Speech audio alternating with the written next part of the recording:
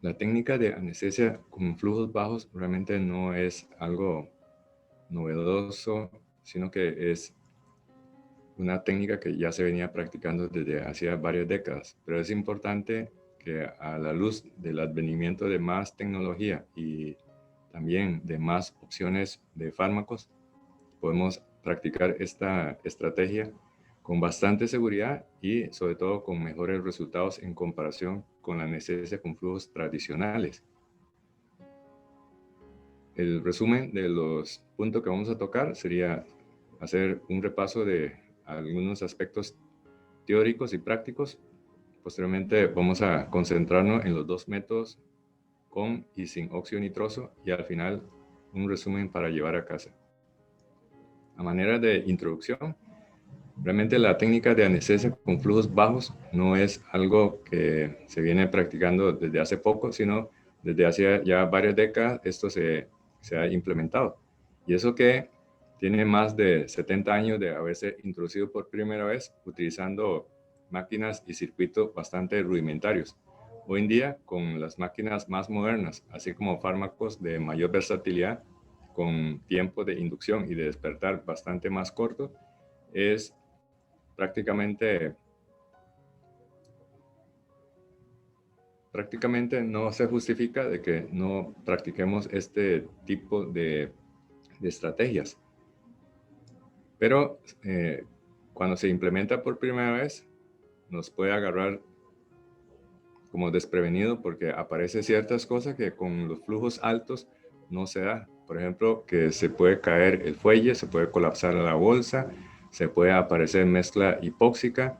Los cambios en la concentración del agente anestésico dentro del circuito puede no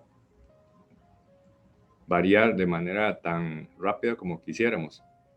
Y también para ello se necesita un circuito que esté completamente hermético, libre de fuga, porque de lo contrario la técnica de anestesia con flujos bajos no se podría dar.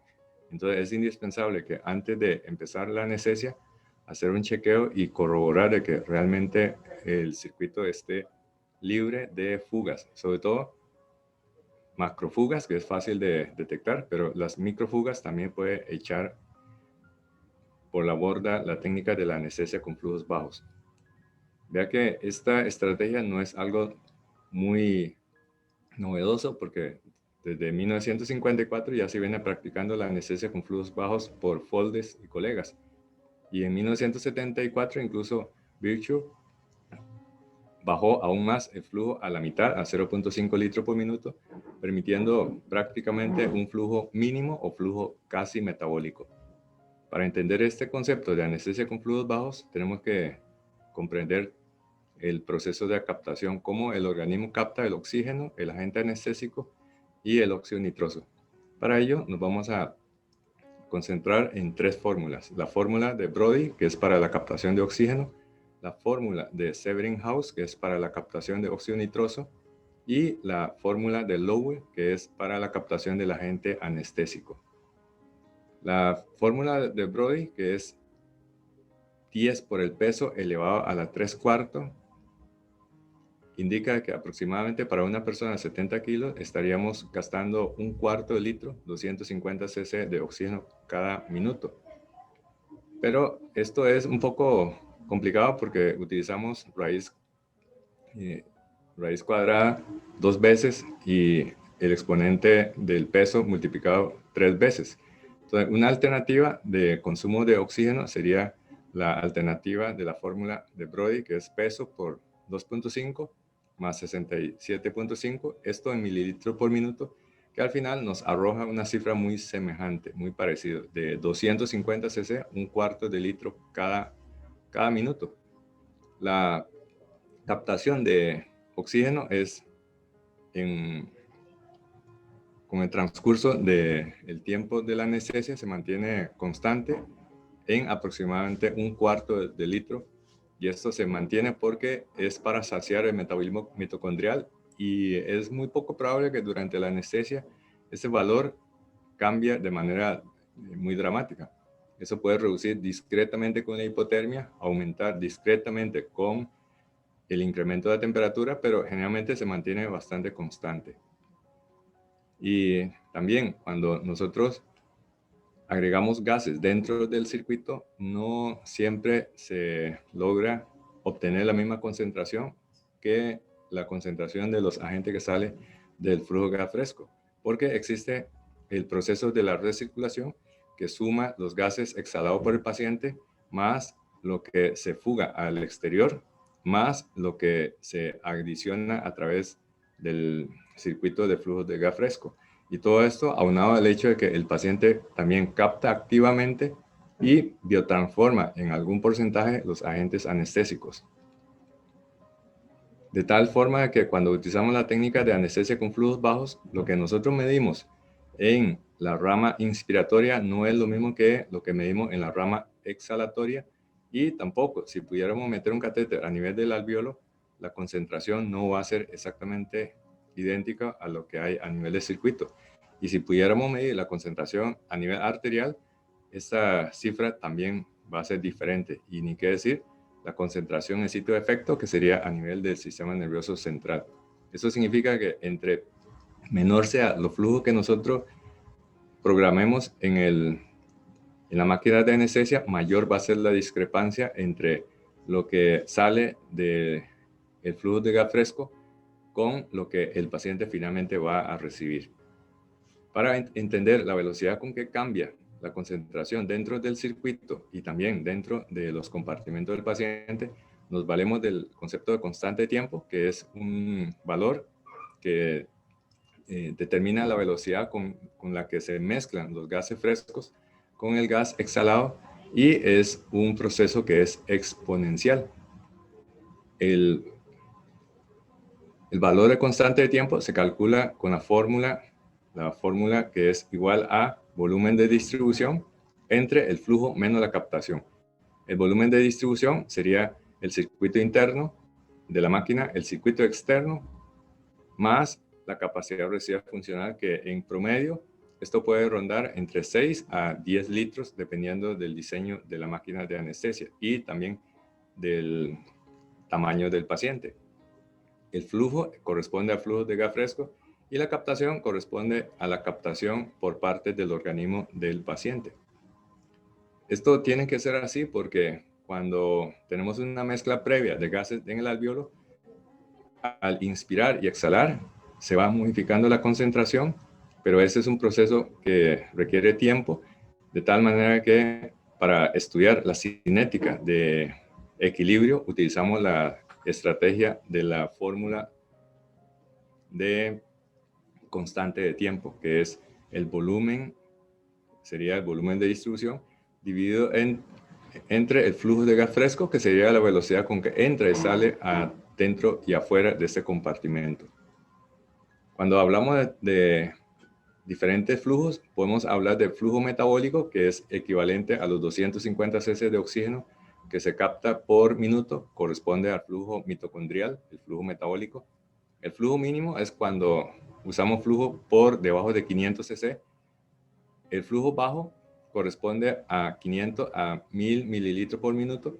Y de ahí vamos a tener flujos medios y flujos altos. Hoy en día no se justifica ya utilizar flujo ni medio y mucho menos flujo alto. Para entender mejor este concepto de circuito anestésico, tenemos que contemplar tres escenarios. Un escenario que es cuando el flujo es completamente abierto, no hay ningún circuito, como ocurría en el año 1848 cuando William Morton anestesió a Gilbert Abbott con una técnica de gota a gota. Prácticamente no había opción de evitar la contaminación del ambiente. Esto en la práctica actual es inaceptable, la gran polución del ambiente, así como el desperdicio del agente anestésico, que es costoso. De tal manera que podemos ir bajando los flujos, adicionando un circuito de reinhalación, y podemos obtener flujos desde flujo bajo a flujo mínimo, y eventualmente, si tenemos una máquina de última generación, podemos practicar la anestesia de flujo metabólico o cuantitativo. aquí ustedes pueden ver cómo en una hoja de anestesia en 1977,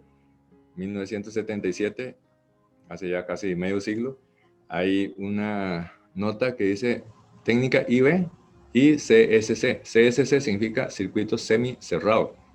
Circuito semicerrado. Pero vean ustedes, utilizaba flujo de oxígeno y óxido nitroso 2 más 2, 4 litros. O sea, un flujo alto. Esto causaría obviamente muchísima polución del ambiente y nosotros tenemos que ya desechar completamente estas técnicas de flujos medios o flujos altos. Para entender mejor este concepto de circuito semicerrado, dependiendo de la magnitud de los flujos, nosotros vamos a tener un flujo igual a la captación mitocondrial. En este caso sería un sistema de flujo cerrado. Y cuando superamos el flujo al volumen minuto del paciente, hablamos de un sistema abierto. Y en medio sería el circuito semicerrado. Y aquí ustedes pueden apreciar esto como la comparación con la apreciación de un vaso con agua. Algunos pueden ver esto como medio lleno, medio vacío. O sea, puede verse como semiabierto o puede verse como semicerrado dependiendo de los flujos. Pero en términos generales, la convención es que se acepta de que un flujo menor de 1 litro se llama flujo bajo, menor de 500 se llama flujo mínimo y 250 cc sería flujo metabólico. Y para ello tenemos que entender muy bien el concepto de circuito de anestesia, en donde acá tenemos el volumen minuto del paciente y hay que confrontar contra el flujo de gas fresco. Y dependiendo de la magnitud del flujo de gas fresco versus volumen minuto, vamos a tener un sistema cerrado o un sistema abierto, y en medio tenemos el sistema o el circuito semicerrado o semiabierto. Y para que esto se pueda realizar, necesitamos un agente que capte y aniquile el CO2 del circuito, evitando la recirculación del CO2. Esto sería la función del absorbedor de CO2. Bueno, para recordar esto de la captación, la fórmula de Brody, que habla de que es en términos de mililitros de oxígeno por minuto, es igual a 10 por el peso elevado a la 3/4. Pero para simplificar, lo que tenemos que hacer es multiplicar el peso 3 veces y sacarle raíz cuadrada una vez, 2 veces, para que se obtenga una raíz cuarta. Y eso lo multiplicamos por 10 y tenemos un metabolismo de aproximadamente 242 cc de oxígeno que se capta por minuto. Eso equivale en términos redondos a 1/4 de litro por minuto. La captación de óxido nitroso se cuantifica por medio de la fórmula de Ebbinghaus, que es 1000 multiplicado por el tiempo elevado a la 1/2. O sea, sería lo mismo que 1000 entre raíz cuadrada de tiempo. Y el ejemplo para ilustrar, a los 9 minutos, con la fórmula de Ebbinghaus, estaría captando aproximadamente 333 mililitros de oxígeno cada minuto. Es 10 entre raíz cuadrada de 9, que es 3. Eso nos da como resultado 333 mililitros por minuto. La otra fórmula es la fórmula de Lowe, que es para la captación del agente anestésico. Y esta fórmula, que es bastante complicada, habla de que la captación en mililitros de agente anestésico es igual a flujo por MAC por lambda, o sea, coeficiente de partición sangre-gas, por Q, que es el gasto cardíaco, por tiempo elevado a la menos 1 menos 1/2. Entonces, esto es un poco complicado, pero para entender mejor, nos planteamos la pregunta: ¿cuántos mililitros de vapor se produce cuando volatilizamos 1 mililitro de líquido? Para ello, existe una fórmula de conversión. Esta es la fórmula de conversión toma en cuenta el comportamiento de los gases ideales, el número de Avogadro, así como el peso específico y la temperatura y el peso molecular. Entonces, esto que es bastante como complicado de sacar, pero ya hay publicaciones que han resuelto el enigma por nosotros. En caso, por ejemplo, de sevoflurana, que es el que utilizamos, un cc de líquido de sevoflurano va a producir 184 mililitros de vapor. Entonces, para recordar, si agarramos un cc de sevoflurano líquido, vamos a volatilizar y obtendremos 184 mililitros de vapor de sevoflurano. Eso significa que el sevoflurano se expande en una proporción de 1 a 184. Se expande 184 veces una vez que se convierte en vapor volátil. Bueno, con este repaso de los conceptos generales, vamos a enfocar entonces en los conceptos de técnica con el método de óxido nitroso y técnica sin el método de óxido nitroso. Para la anestesia, primero debemos despegar al paciente, eso es en la fase de inducción, y después mantener el paciente en un plano estable. Eso significa que pasando de 0 hasta que el paciente entre en el estado de anestesia, sería la fase esta de inducción, y para ello no podríamos utilizar la técnica de flujos bajos desde el principio. Por lo menos con el enfoque tradicional, recomienda que los flujos iniciales deben ser durante los primeros 10 a 15 minutos a un flujo total de 4 litros por minuto entre oxígeno y óxido nitroso. En el caso de sevoflurano, hay que mantener el vaporizador entre 2 a 2.5%. Y con eso logramos al cabo de 10 a 15 minutos dejar al paciente en un estado de equilibrio con concentraciones de sevoflurane en alrededor de 1 cam. Y después de que ya se logró ese valor de 1 cam, entonces podemos bajar el flujo de óxido nitroso y oxígeno. Acá, por ejemplo, se dejó un flujo total de 0.45 litros por minuto, 450 mililitros por minuto. Aquí ya estaríamos en la fase de mantenimiento anestésico. Y, sin embargo, a lo largo del tiempo se puede producir ese fenómeno de mezcla hipóxica.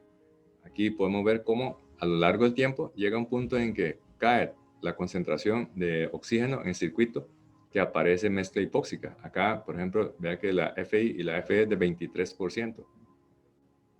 Esto ocurre porque después de un tiempo prolongado aparece una mayor recirculación de óxido nitroso en comparación con el oxígeno que prácticamente ha sido captado en su totalidad desde que se adiciona al circuito. Porque si nosotros adicionamos 250 cc de oxígeno al circuito, esos 250 cc irá completamente al metabolismo mitocondrial. No sobra nada para la recirculación.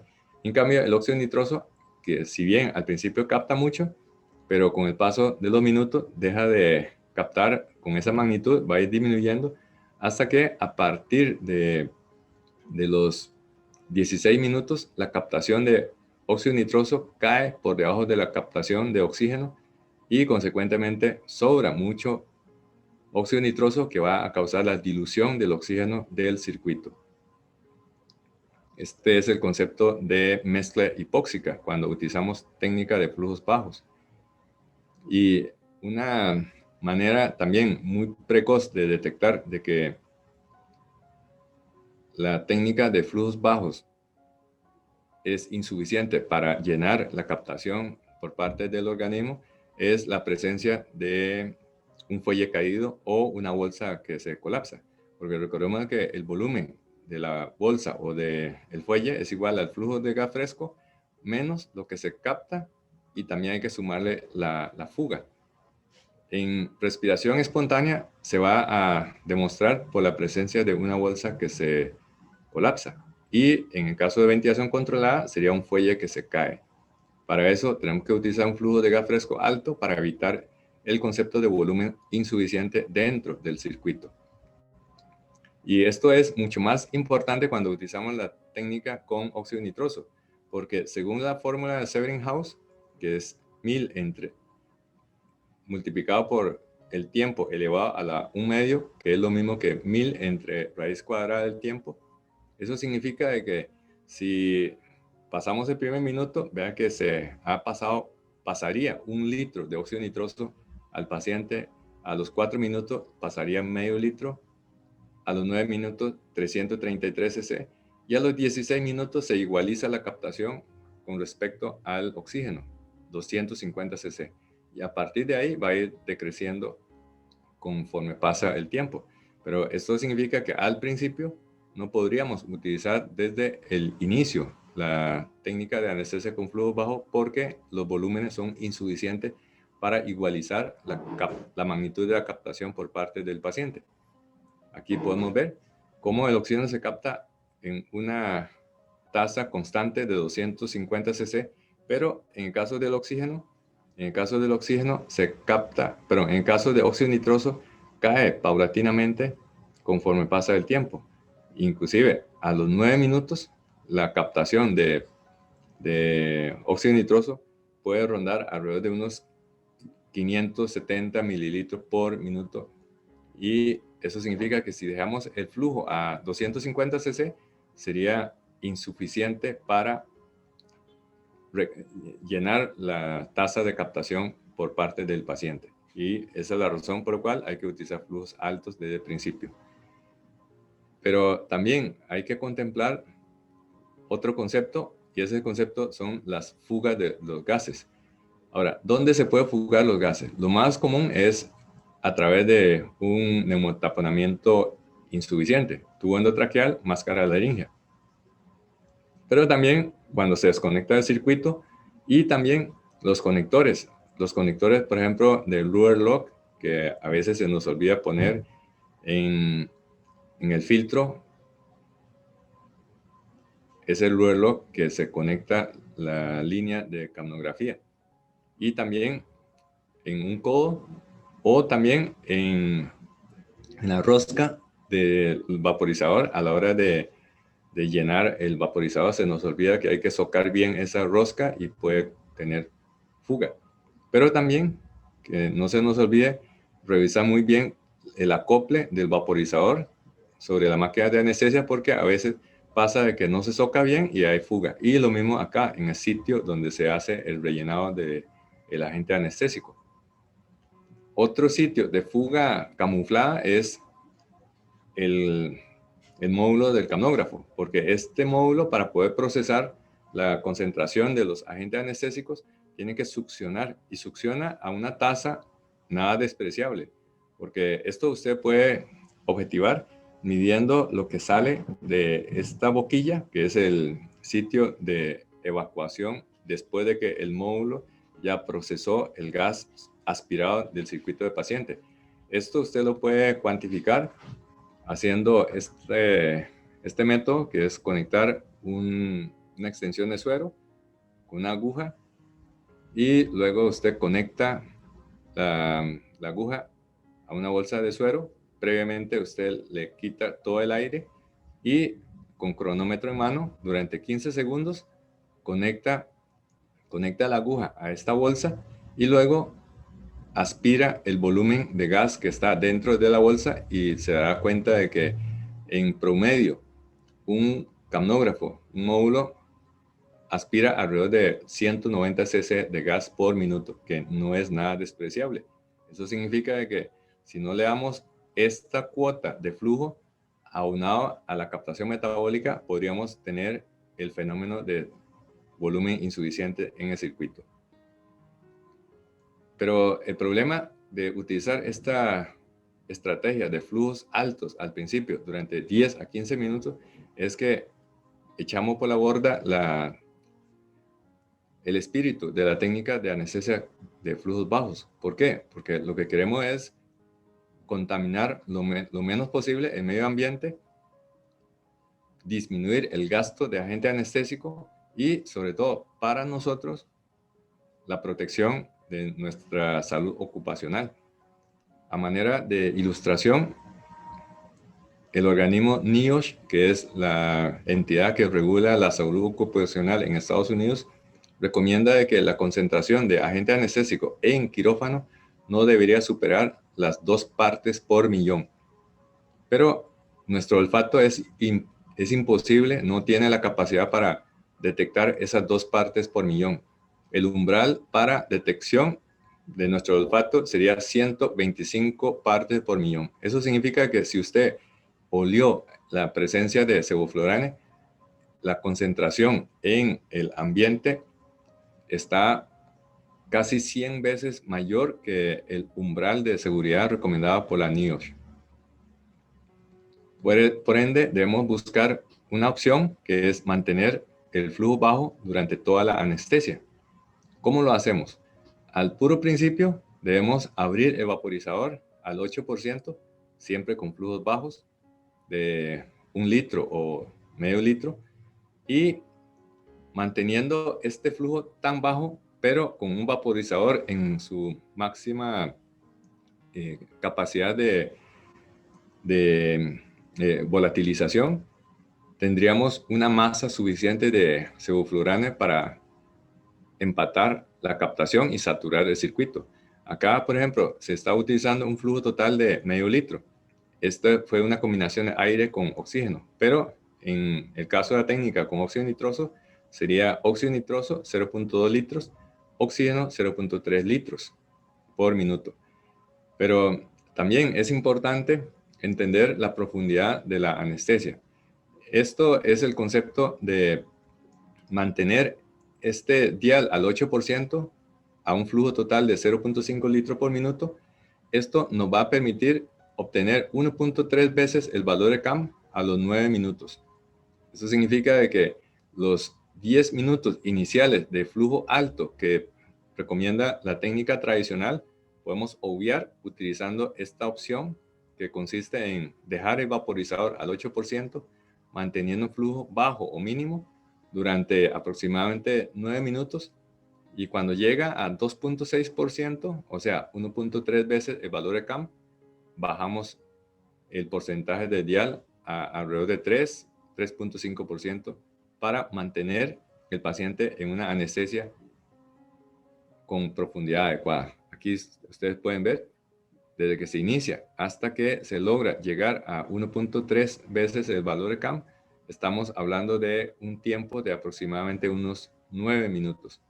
Y si tuviera necesidad de profundizar más, entonces simplemente abrimos el vaporizador al 8% momentáneamente para obtener una concentración más alta en el circuito.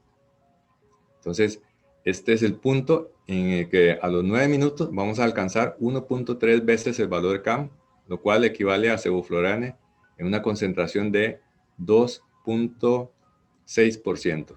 2.6%. Y también, cuando hablamos de concentración del agente anestésico dentro del circuito, no hay que olvidar de que esto es sumatorio, porque como estamos utilizando óxido nitroso, si está en una concentración de 60%, eso equivale a 0.6 CAM, y le sumamos el efecto aportado por el sevoflurane. En ese caso necesitaríamos solo 0.7 a 0.8 CAM para que cuando se suman los dos, tendríamos 1.3 a 1.4 veces el valor de CAM, que es la dosis anestésica 95. Con esto lograríamos mantener un paciente en una profundidad anestésica adecuada y suficiente. Este concepto es importante de recordar, de que cuando tenemos dos agentes anestésicos, se suman los CAMs, y esta es la razón por la cual 0.6 CAM del óxido nitroso más 0.7 CAM del agente anestésico tendríamos la dosis efectiva 95.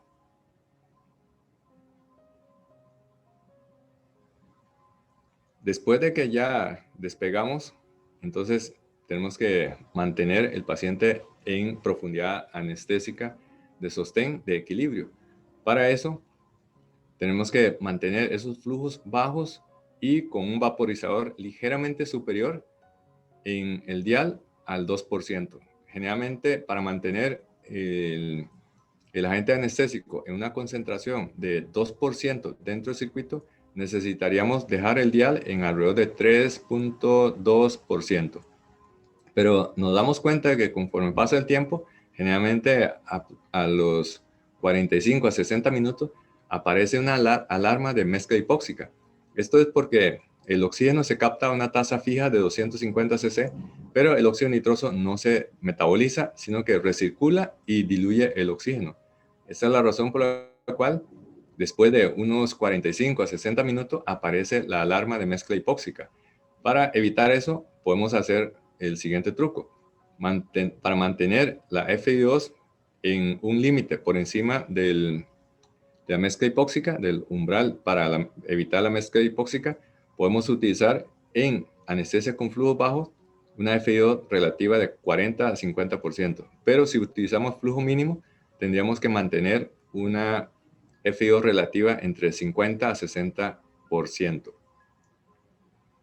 Aquí podemos ver, si mantenemos un flujo bajo y usamos medio litro y medio litro de oxígeno y óxido nitroso, nos vamos a encontrar con momentos de mezcla hipóxica. Por ejemplo, acá a los 45 minutos apareció la mezcla hipóxica y nuevamente a los 90 minutos nuevamente apareció la mezcla hipóxica. Entonces, para evitar eso, si dejamos el flujo de 0.3 litros de oxígeno con 0.2 litros de óxido nitroso, no vamos a tener ese problema de la mezcla hipóxica.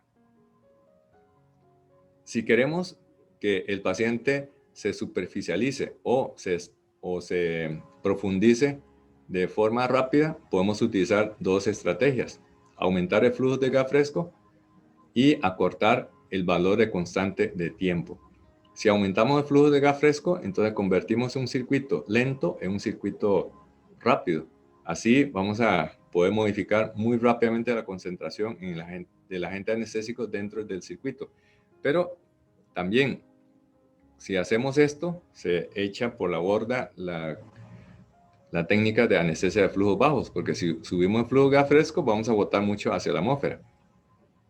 Si subimos el flujo de gas fresco, según la fórmula de Conway, vamos a acortar el valor de constante de tiempo. Pero una alternativa para seguir sosteniendo los flujos bajos es modificar el dial sin modificar el flujo de gas fresco. ¿Cómo hacemos? Manipular el dial en los extremos. Si queremos superficializar, cerramos el vaporizador. Si queremos profundizar, pasamos al 8%. Ese es el concepto de bolo positivo y bolo negativo. Bolo positivo cuando lo dejamos al 8%. Bolo negativo cuando cerramos completamente. Pero siempre hay que tener en cuenta de que lo que nosotros programamos en el dial no es lo mismo que lo que el paciente recibe ni del gas inspirado ni en el gas exhalado. Eso es porque entre más bajo sea el flujo de gas fresco, mayor va a ser el porcentaje de reinhalación o de recirculación y mayor va a ser la discrepancia con respecto al porcentaje que nosotros estamos programando en el vaporizador. También con el paso del tiempo, nosotros podemos, utilizando bolos positivos y bolos negativos, literalmente esculpir la concentración del agente anestésico con respecto al tiempo. Aquí podemos ver cómo, dejando al 8%, se logra obtener esta fase inicial. Luego se bajó la concentración al 2%. Y luego, para aumentar nuevamente la profundidad, se deja al 8%. Y aquí se bajó otra vez al 2%. Y para la finalización de la anestesia, se lavó el circuito y la concentración bajó abruptamente cercano a cero. Entonces, esto es una manera de visualizar el concepto de bolo positivo y bolo negativo. Y esto inclusive nos recuerda la cúpula de la ópera de Sydney. Un bolo, otro bolo, y así las veces que queramos de bolo positivo y bolo negativo. Bolo positivo sube y bolo negativo baja. Bolo positivo sube y bolo negativo baja. Inclusive, si nosotros variamos la concentración de óxido nitroso con respecto al tiempo, también podremos estar haciendo construyendo este tipo de curva. Esto es cuando cerramos el óxido nitroso, volvemos a abrir, cerramos y volvemos a abrir, y se puede obtener esta curva así tan graciosa. Mientras tanto, se mantiene la concentración de sevoflurano en un valor constante. La pregunta del millón sería, si yo quiero dar un bolo al paciente, ¿cuánto debo de esperar para que la concentración me suba a un valor X? Para eso tenemos que aplicar nuevamente la fórmula de constante de tiempo. Eso significa que si dejamos al 8% acá, ¿cuánto hay que esperar para que llegue la concentración que nosotros deseamos? En términos generales, cuando abrimos el vaporizador al 8% y nos damos como tiempo 1 minuto o 2 minutos, es suficiente para llegar a un nuevo estado de equilibrio. Acá, por ejemplo, se dejó al 8%, luego de un par de minutos se bajó al 4%, y vea cómo ahora la plataforma que anteriormente estaba así, ahora se encuentra un poco más alto en otro nivel de profundidad anestésica. Por ejemplo, si nosotros tenemos sevoflurano al 1% y queremos llevar el sevoflurano a 2.6%, o sea, 1.3 veces el valor de CAM, con un flujo de gas fresco de 0.5 litros por minuto, significa de que constante tiempo sería de 10 litros, que es el volumen de distribución, entre 0.5 litros, que es el flujo de gas fresco, nos da 20 minutos. Eso significa que si subimos el dial al 8%, en 20 minutos se llegará al 67% del 8% que es la meta a llegar. O sea, sería a los 20 minutos la concentración resultante del circuito sería 5.36%. Obviamente no vamos a dejar ese porcentaje así tan alto. Y para efectos prácticos, en unos 5 minutos nosotros podemos, al dejar esto al 8%, llegar a otra plataforma de concentración estable. Y en la fase de despertar, lo que tenemos que hacer es acortar el valor de constante de tiempo, haciendo que el circuito se comporte ya no como un circuito semicerrado, sino un circuito completamente abierto. Esto se logra fácilmente, otra vez aplicando el modo de fluencia cognitiva, acortar el valor de constante de tiempo. ¿Y cómo hacemos para acortar el valor de constante de tiempo? Aumentar el flujo de gas fresco. Si aumentamos el valor de flujo de gas fresco, el valor de constante de tiempo va a disminuir, convirtiendo un circuito lento en un circuito muy rápido. Y dejamos obviamente el vaporizador a 0%, y con esto lograremos el despertar. La pregunta que siempre planteamos a la hora de despertar al paciente: ¿cuánto debemos subir el volumen de flujo de gas fresco? La respuesta es al menos 2 a 3 veces con respecto al volumen minuto. De este modo, subiendo el flujo de gas fresco 2 a 3 veces, vamos a poder convertir un circuito semicerrado en un circuito completamente abierto. Este valor de 2 a 3 veces el volumen minuto de flujo de gas fresco fue establecido mediante los estudios que hizo Bain, el que diseñó los circuitos de Bain, ¿verdad?, para evitar la reinhalación de CO2. Recordemos de que los circuitos de Bain no tiene válvulas unidireccionales y tampoco tiene un canister para absorber CO2. Por ende, el método para evitar la reinhalación de CO2 sería controlando el flujo de gas fresco. Y esto se logra cuando subimos el flujo de gas fresco de 2 a 3 veces con respecto al volumen minuto. Acá podemos ver cuando está el circuito completamente cerrado de 0.15 litros por minuto, a pesar de que el vaporizador está cerrado, pero hay una recirculación constante. Pero cuando subimos a 8.5 litros, vea que la reinhalación es mínimo. Aquí vemos una FI de 0.1%, que es una medida de la magnitud de la reinhalación. Pero cuando subimos a 15 litros por minuto, la FI de sevoflurane es 0. Eso significa que en este momento ya no hay reinhalación. Consecuentemente, para evitar cosas muy complicadas, cuando ¿Quieres despertar al paciente? Solo tienes que hacer dos cosas. Número uno, cerrar el vaporizador.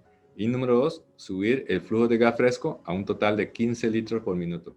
Menos de esto, lo que va a producir es una pequeña reinhalación que puede retardar un poco el proceso del despertar. Aquí podemos ver cuando subimos el flujo de gas fresco a 15 litros por minuto, se baja abruptamente la concentración del agente anestésico. Acá se vio un momento en que bajamos el flujo de gas fresco para ver el impacto en la velocidad del despertar. Entonces, cuando bajamos esto a 2 litros por minuto, en lugar de los 15 litros, vea que la concentración volvió a subir. Esto significa que no se está lavando de forma eficiente. Para evitar cosas muy complicadas, entonces en el despertar, cierre el vaporizador y deje el flujo de gas fresco total en 15 litros por minuto. Aquí podemos ver este fenómeno. Cuando ya está finalizando la cirugía, queremos despertar al paciente, subimos el flujo de gas fresco, en este caso oxígeno, cerramos el óxido nitroso, este se va a lavar y lo mismo se va a lavar el agente anestésico. Acá se puede ver un decremento discreto en el valor de la capnometría. Esto puede llevar a la ilusión óptica de que estamos hiperventilando al paciente. No hay que confundir de conceptos. A pesar de que son las mismas unidades, litro por minuto, una cosa es litro por minuto de gas fresco y otra cosa es litros por minuto, pero de volumen minuto. Son dos cosas distintas. Y con esto lograremos despertar al paciente en un tiempo bastante predecible. Y generalmente esto se logra después de unos 10 minutos de espera. Importante recalcar que en esta fase de espera no debemos molestar al paciente, no debemos estimular al paciente, no succionar la orofaringe del paciente.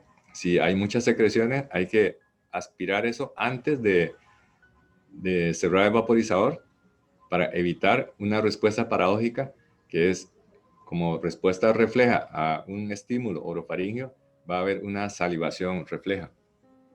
Y, por supuesto, no estar tocando al paciente, no quitarle la ropa, mantener una analgesia predespertar óptima. Todo esto es importante para obtener un despertar de calidad.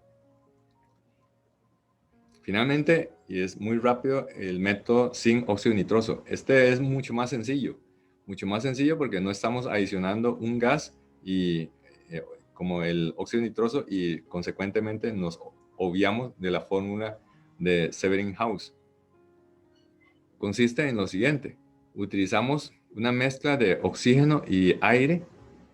Dependiendo de la FO que usted quiere poner, puede ser aire 0.2 litros y oxígeno 0.3 litros. Esa es la técnica de anestesia de flujo mínimo. ¿Cuáles son los pros y los contras para usar o no usar el óxido nitroso? A favor de uso de óxido nitroso es que, como es un agente anestésico como tal, hay menos requerimiento de opioide y halogenado. Permite un rápido wash in y wash out. Acorta el tiempo para VIMA porque con esto se logra un fenómeno que se llama el efecto de la concentración. El óxido nitroso es bastante estable desde el punto de vista cardiocirculatorio y en caso de que la concentración del agente anestésico volátil fuese insuficiente, el óxido nitroso va a prevenir el despertar intraoperatorio. Y como es agente anestésico, también sinergiza con el efecto inmovilizador de los demás agentes anestésicos.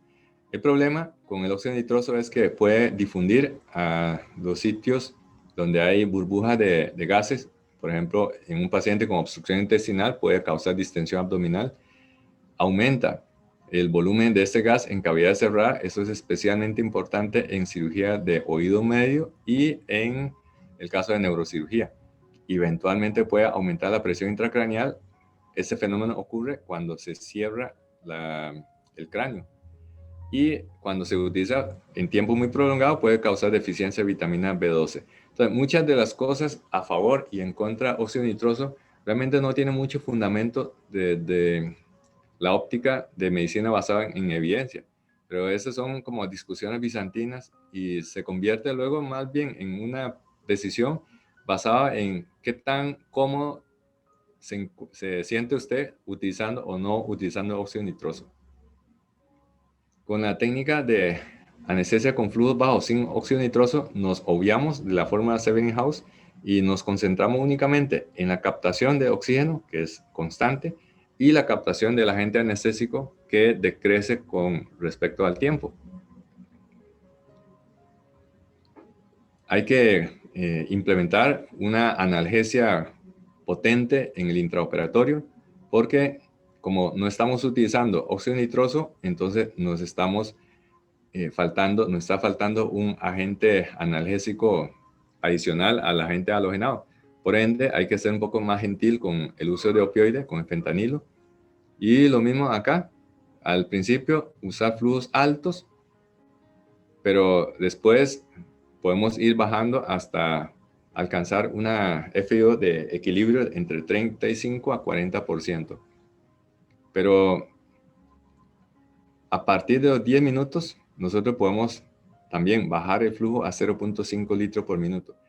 Obviamente, en esta fase, cuando utilizamos en los primeros 10 minutos flujos altos de 4 litros por minuto, también estamos contradiciendo la técnica de anestesia de flujos bajos.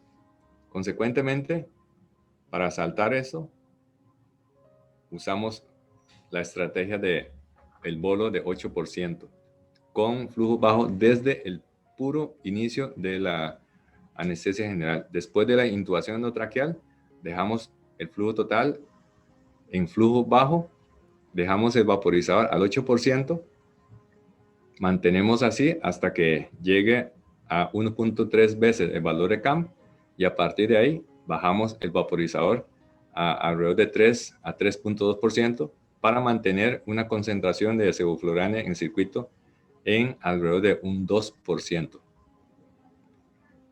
Aquí podemos ver, entonces, la técnica de flujos bajos sin óxido nitroso, subimos la concentración de sevoflurane a 1 MAC y necesitamos 0.2 a 0.25 veces el valor de MAC para obtener 1.3 MAC, que sería la dosis efectiva 95. Y en el caso de sevoflurane, sería dejar el vaporizador en alrededor de 3.5% para mantener ese estado de anestesia a 1.3 CAM, o sea, la dosis efectiva 95. Obviamente, esto se puede disminuir cuando complementamos con opioides. Aquí podemos ver, después de que dejamos el vaporizador a concentraciones altas y luego bajamos el vaporizador a un nivel más reducido para mantener la concentración constante en el circuito anestésico.